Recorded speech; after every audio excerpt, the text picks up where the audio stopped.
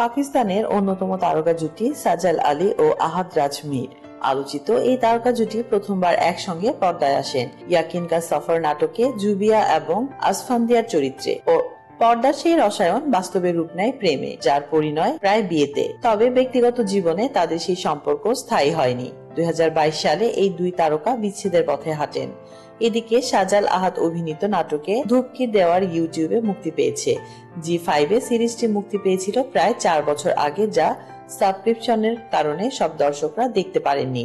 এবার ইউটিউবে জিন্দেগি চ্যানেলে প্রথম পর্ব প্রকাশের পরপরই শুরু হয়েছে তুমুল আলোচনা। ধুপকি দেওয়ার ছিল তাদের একসঙ্গে করা শেষ কাজ। সিরিজটি লিখেছেন গুণী চিত্রনাট্যকার ওমেরা আহমেদ এবং পরিচালনা করেছেন হাসিব হাসান। ওয়েব সিরিজে এই জুটির পুনর্মিলন দেখে সামাজিক যোগাযোগ মাধ্যমে উচ্ছ্বাস প্রকাশ করেছেন।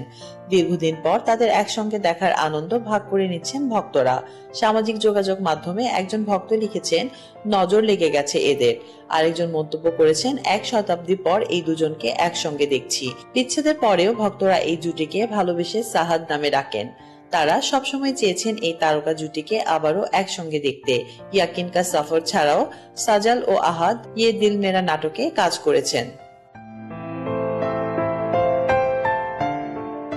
তাসলিমা আক্তার শিমু, SBS বাংলা।